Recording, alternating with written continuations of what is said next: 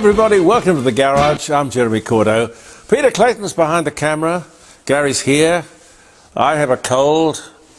Well, I did the test, to make sure it wasn't COVID, so you guys can relax.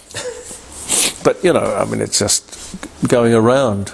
Sadly, a lot of people are affected. Be careful. But that's the least of our worries, I think, at the moment. Dr. John Bruni from Sage International was a guest on the show, the Friday show, live streaming around the dining room table last Friday. The burning issue was the dilemma at that time, not that it's not facing him now, but the dilemma facing President Trump, and indeed the people of the world, just how to proceed with the almost universally stated aim to prevent Iran from getting the bomb. Still preferring a diplomatic solution, the President, however, launched 6 B-1 stealth bombers loaded with a total of 12 bunker-busting bombs, these massive things. In fact, they call them, their proper name is the Massive Ordnance Penetrator. Pete, that could be a pop group, couldn't it? Yeah. Oh, lots of other things. It could be lots of other things as well. Forgive me, the MOP, Massive Ordnance Penetrator, the MOP. 13,600 kilos of high explosives to end Iran's plan to enrich enough uranium to make at least 1 nuclear bomb, probably as many as 10. Did the president jump the gun? He said, we talked about it last week, I have 2 weeks to think about it. Maybe I will, maybe I won't. But perhaps it was the necessity to use the element of surprise. What now? I find it hard to believe that this axis of evil doesn't have a plan B.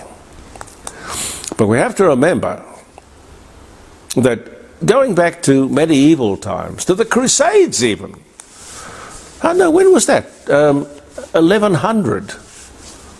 Islam is a formidable opponent, fierce, fanatical, ferocious, and their followers are embedded in every country in the world. The world now turns its attention to what havoc and revenge Iran will turn loose on us all. Most likely they'll try to interfere with the global supply of fuel. Firstly, they could block the Strait of Hormuz, through which most of the world's oil flows. It shouldn't affect us much. Only 2% of our fuel comes from the Middle East. Most of it comes from Southeast Asia. Most of our fuel, 98%, something like that. They might try another 9/11. More likely a cyber attack on the Western world, to which we are all vulnerable. Anyway, we'll see. Just on the subject of fuel, thanks to, if I can say thanks to a lack of forward thinking, we only have 58 days of fuel here in Australia in storage. 58 days. And much of that is stored in the United States of America, not here. Locally, it's based basically on day-to-day needs. The international standard, by the way, you might be interested to know, is 3 months. 3 months worth of fuel in local storage. That's the usual standard. But we can be thankful in this dangerous world. Isn't it nice to live in little old Adelaide? Wherever you are watching this program from the garage here in Glen Osmond, little old Adelaide, which has just scored a top 10 place in the global livability index of 2025, whatever that is. All the cities in all the world boasting scores. We are of 100 in healthcare and 100 in education. This is according to Glam Adelaide. I don't know. We think it's a magazine, but I don't care. I'll take it. I can't imagine the scoring so high in the health department when we've got this ramping problem. But anyway, I'll leave it alone. Listen, I must tell you, nearly, going back to the head of the show and catching a cold, 1,000 kids are in a serious condition with this flu virus. 1,000 kids, 7,000 adults. Please get the flu needle. I had it about, 3-4 weeks ago. And of course, the argument is if you don't have the needle, whatever you catch is going to be more serious. At least talk to your doctor. Who would be a politician? Don't know what kind of drives them. I know it's sort of show business for ugly people, but who would be a politician? According to a recent survey here in Adelaide, a poll, the state Liberal leader doesn't stand a chance at the next election.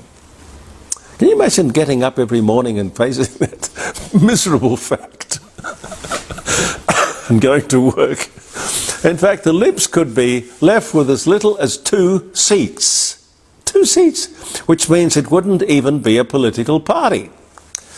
Peter Malinauskas is on 72% popularity. The Libs, 14. Peter is obviously very popular. Now, I don't know whether Vincent Tarsier can survive. I don't know him well enough to make a comment. But does anyone? I know that he's definitely not cutting through. I'm going to ask him to come on the show next Friday and maybe see a side of him that is a little more decisive and determined, because I think that is what people want. Liberal voters want conservative values, because a lot of Liberal voters are voting for Labor. They don't want Labor light. They may as well have the real thing. But there's no doubt that the Premier, Peter Malinauskas, has pushed all the right buttons. Very acceptable to the community, presentable, articulate, good-looking. You see, if they like you, you can get away with almost anything. Think John Kennedy, for example. If they don't like you, the baseball bats will come out.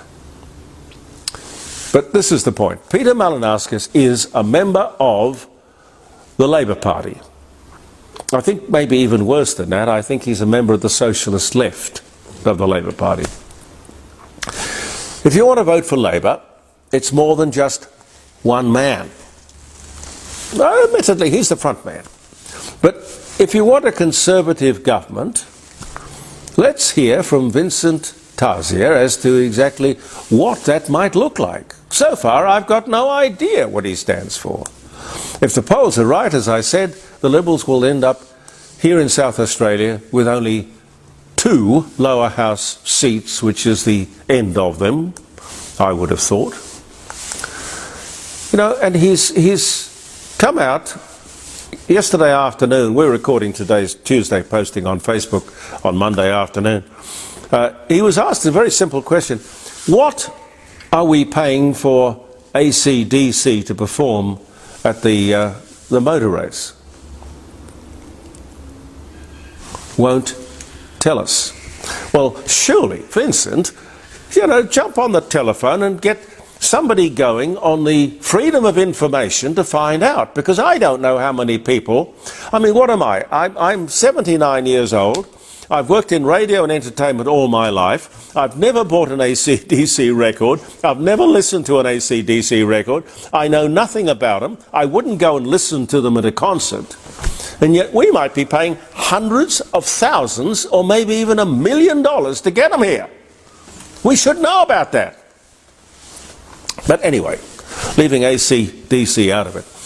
What are the things that divide Liberal from Labor? Well, let's start with this. We're all Australians. Well, not according to Labor.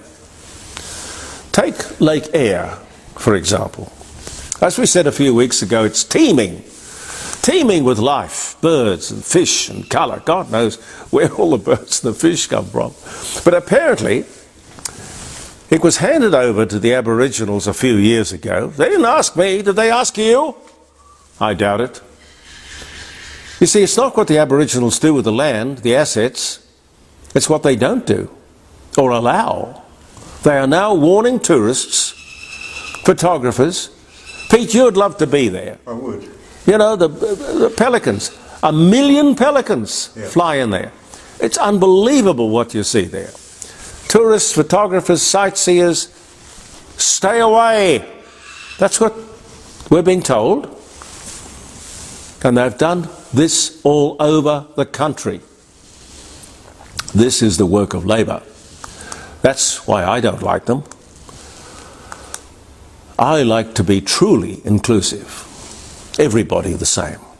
Lake Eyre was not theirs, that is the Labor government, to give away. It is ours. It belongs to all of us, black and white. But Labor doesn't see it that way. No, no, no, no. And they got away with it. And they continue to get away with it. Oh, by the way, this is interesting. The Bowral Hospital decided to convert part of this new hospital into a yarning room. Well, look, I could understand that in Alice Springs or Tennant Creek. I could, Northern Territory, I don't know. Here in Adelaide, yes. This yarning room is for Aboriginals only, not white people, just Aboriginals. That is racist.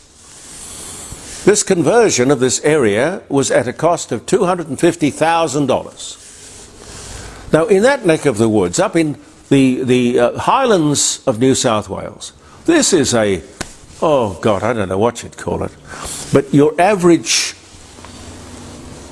property, because they don't have homes up there, they're properties. Alan Jones lived up there for a while, and a lot of these properties regularly sell for between $25 and $35 million. Now, in that neck of the woods, Aboriginals would be about 0.01 to 0.03% of the population. The signs in the emergency and exit areas of this hospital in Bowral are written in the Aboriginal language. This is nonsense, because number one, there is no written Aboriginal language. Now this, Vincent Tazier, is something you could perhaps zero in on. Maybe a pledge to get rid of woke. Have you thought about it? Jim Chalmers was the guest at the National Press Club on Wednesday last week. It didn't take him long to start on the budget. I have an appetite for reform, he said. An appetite. Regulation and red tape. We will ask every department to see what can be cut. No ruling in or ruling out. Everything is on the table. Wow. Heck, that sounded pretty promising, I thought. That's fantastic. Coming from Labor? Wow. Then he came to the point. Through tax and the taxpayer, we must repair the budget.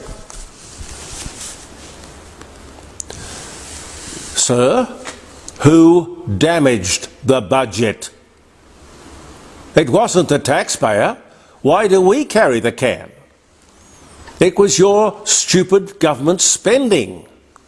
You did it, you fix it. Here's a thought. Spending is growing here in Australia, federal government spending by 6% a year. Why?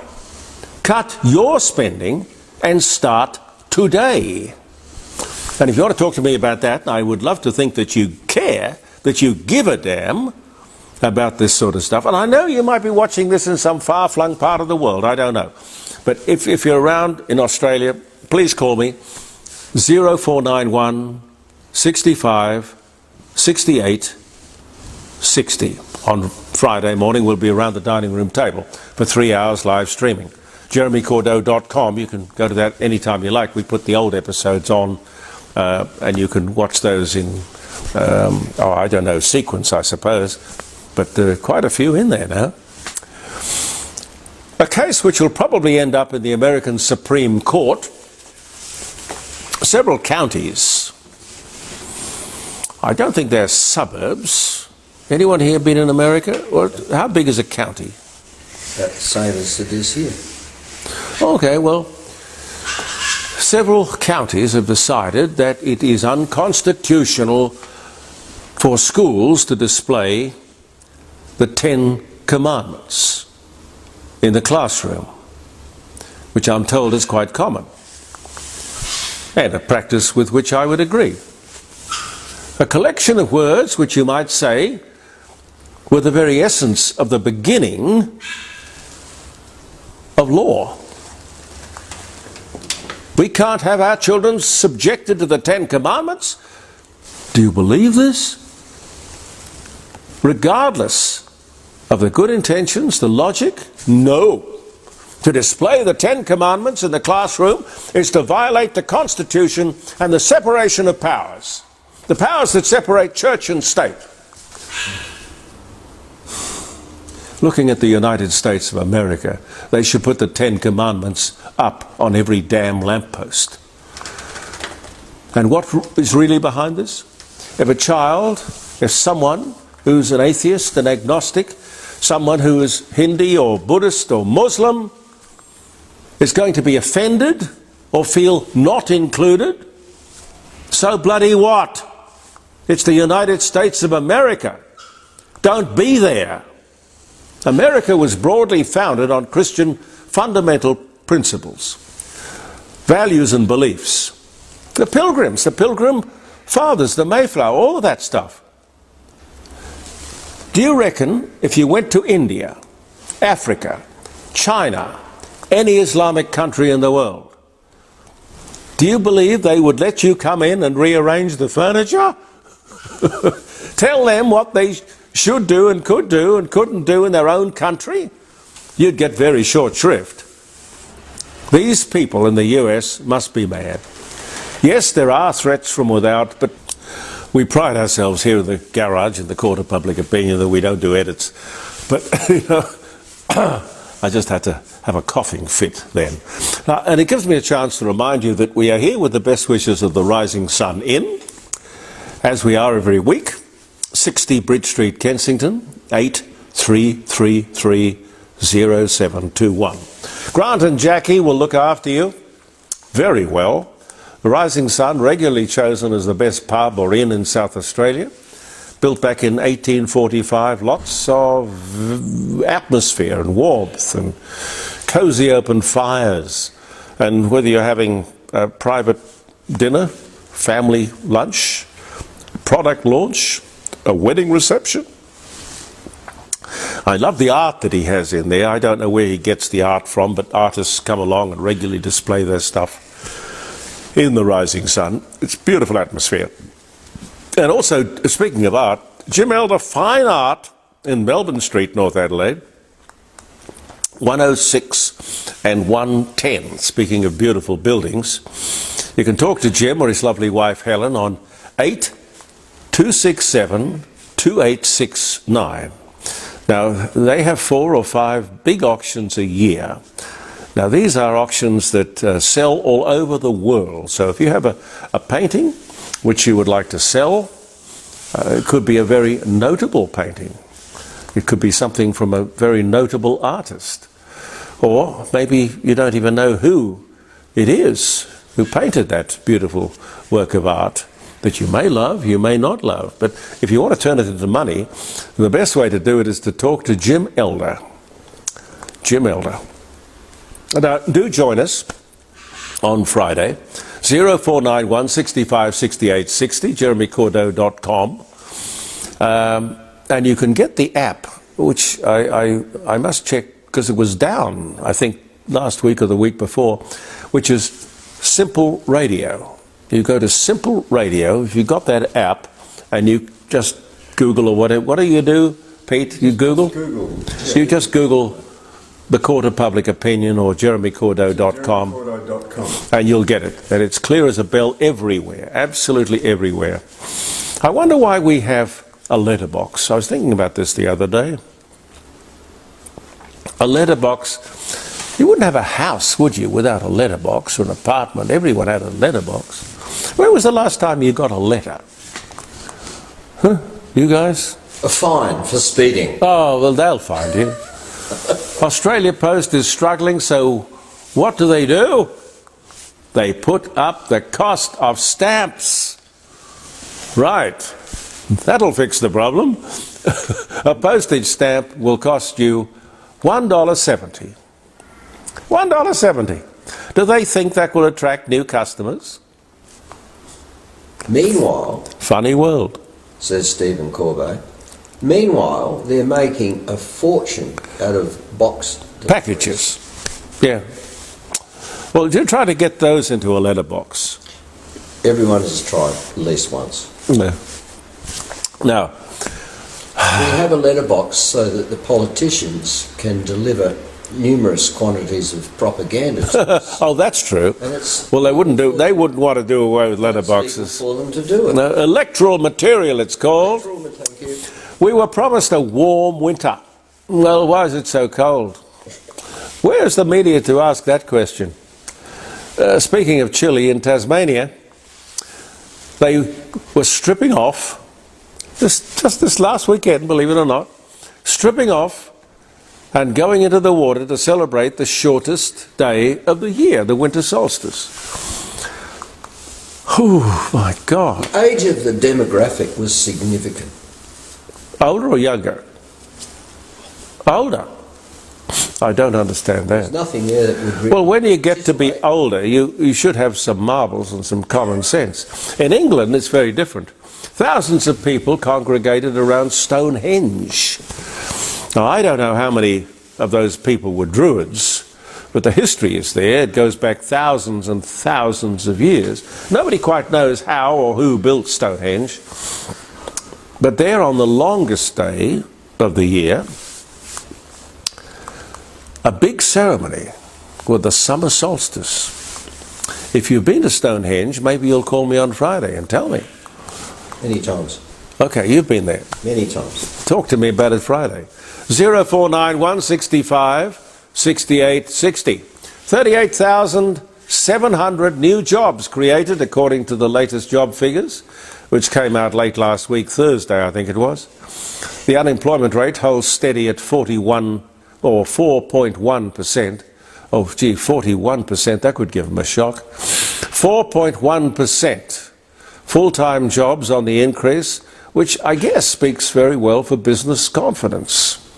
Well, after the little kerfuffle internationally that we've had in Iran, we'll see about that. Some housing figures out as well. Prices are predicted to rise $120,000 in the next 12 months. Difficult to get into the market, but well worth it if and when you can. Now, because bullying is getting so bad, I was bullied at school. I think everybody's been bullied at school. Was that because you were such good looking? Oh, God, no. I was bullied. Pete? Could it be the voice alone? Yeah, I think everyone gets bullied. It's sort of rite of passage stuff. Schools in Victoria are taking the lead. They want to teach kindness. How do you teach kindness I thought it might be something you'd learn from home. Certificate 1, Certificate 2, Certificate 3. I don't know. I'll work it out. Leo Tolstoy said some interesting things about kindness. He said, the more intelligent a person is, the more he discovers kindness in others. Tolstoy went on to say, nothing enriches the world more than kindness. It makes mysterious things clear, difficult things easy, and dull things cheerful. But can you teach kindness? Should you have to teach kindness? Only by example. Yeah, well, that's what comes from home, I reckon. It should be instinctive, spontaneous. Is it empathy? Call me Friday, 0491 65 68 60. Yes, I am spruiking phone calls for the show. Jeremy Cordeaux live streaming. And I also like what he said on happiness. Tolstoy, I mean. He said, seize the moments of happiness, love and be loved. That is the only reality in the world. All else is folly. Carpe diem. I love it. I love it. Here's a folly we can avoid. Santos is facing or embracing a $36 billion Abu Dhabi takeover bid. Amazing that we're even considering it. Should we lose another asset like this to an overseas investor? Turns out that it's a venture capitalist with the state-owned Abu Dhabi oil company. Santos is the largest company in South Australia. It's the last major company to be head officed in Adelaide. I remember when just about every big company had its head office here. Then slowly, one by one by one, we lost them all. News Limited had its worldwide headquarters here in Adelaide. And we lost, along with these companies, our corporate prestige and clout. Abu Dhabi Oil say, oh, no. Head office will stay there. But that's what they all said. Energy security is vital in this uncertain world. In the national interest, this government should forbid it to be sold. They shouldn't allow it to be sold. What else is around? How much time have we got, Pete? $100 million for a state government proton therapy unit. I don't know if you've heard about this, but hang on. It's cost us $100 million. No protons, no therapy, no patients. What's going on here? Are all the journalists asleep? Or have they kind of fallen under Malinowska's spell? I have no idea, but nobody seems to be curious about it. Just one more. The University of Waterloo, which is in Ontario in Canada, has introduced a new course. Wow. It's called Adulting. Adulting 101. Pardon me, what's happened to parenting? This generation of kids, and my youngest is 25, but these are the kids 18 to about 25, don't know the basics. You get to that age and you don't have any life skills? Believe it or not, the course will cover how to cook a meal, iron a shirt, how to change a tyre, sew on a button, times tables on the back of every exercise book I grew up with, basic bookkeeping, budgeting, balancing your checkbook, how to read a basic profit and loss. Have we reached a point where kids can grow up with virtually no survival skills or general knowledge? Now, that is the most cutting indictment of the education system that I have read about. But it shouldn't all be, the blame should not all be given to the education system. These are things that we learn from our mum and dad, day-to-day life. At school, they used to have a class, I remember, called Home Economics. There was another basic but very useful course, which I did, which was called Business Principles. Why were they dropped? Somebody probably decided that business didn't have any principles. And ethics. Oh, ethics, that's important as well. I think, before I lose my voice entirely, I'll come over here, grab my glasses and say happy birthday to you, or happy wedding anniversary. If you're having a celebratory kind of day, I hope it's been a really nice one, and it ain't over yet. Oh, no, have it for the whole week. Come on. June 24, 1963. 1963 was a very good year. Very good year for Thunderbird motorcars, music. Triumph TR4s. Time trial, yeah, all of that. The first MGB with the pull door handle. Yeah. The first demonstration of the home video recorder. No one had ever seen anything like this before. 1963, on this day, the first demonstration of a home video recorder. It took a long time for that to get out there in the public domain.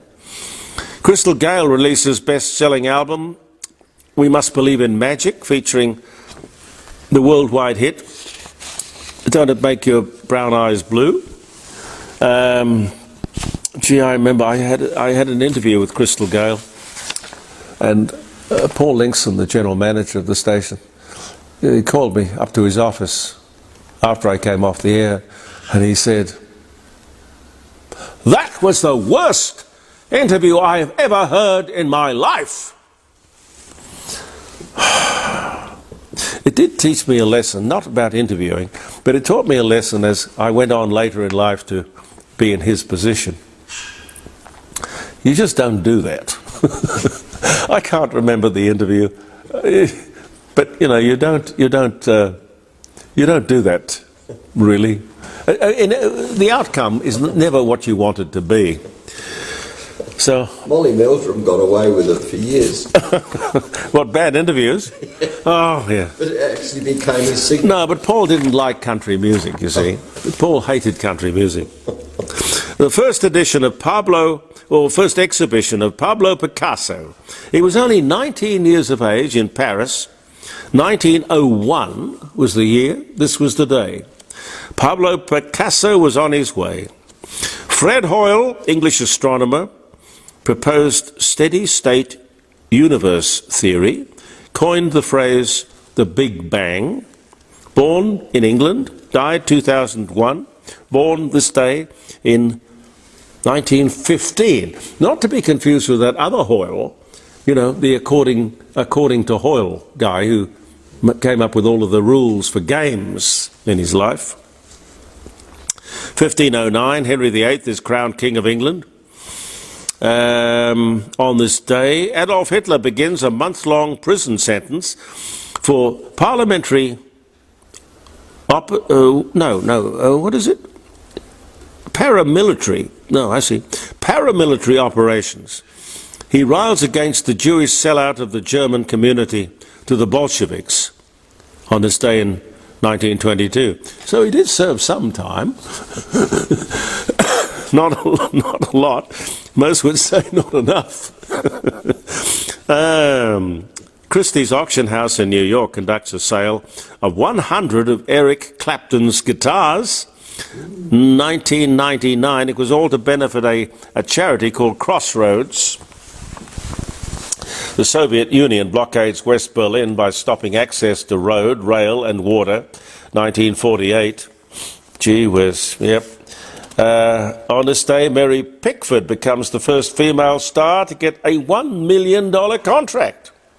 That was this day in 1916. God, that could be equivalent to $100 million today. France signs an armistice with Italy during World War II, 1940. British Prime Minister David Cameron resigns after the UK votes to leave the EU. He wasn't in favour of that, but he had the integrity to say, well, I can't leave the country if I'm not doing what you believe I should be doing. That's integrity. I don't find many politicians who resign on integrity grounds. 2016. Jeff Beck, English Grammy Award-winning rock star, guitarist, Yardbirds, the Jeff Beck Group, born Wellington, Surrey. He died. I didn't know he died. 2023. The hit I used to play back in 63 up at the old 2GF in Grafton was a thing called Hi-Ho Silver Lining. Anyone remember that? Hi-Ho Silver Lining. Jeff Beck. He was born this day in 1944. He's just 1 year older than me. And this, I'll leave you with this. Women drive for the first time in Saudi Arabia after they lift the ban. 2018. That was just yesterday. 2018. 2018. And all those women, university students who are out there demonstrating in favour of Palestine and Iran and God knows what. You'll probably see it on the news day after day after day. Do they know? If you're going to demonstrate, why don't you demonstrate for women and the suffering that women have to endure in some parts of the world? Greta's just bought her ticket. She's on her way. Oh, I don't think Greta's going to head to Saudi Arabia or anytime soon, to an Islamic country.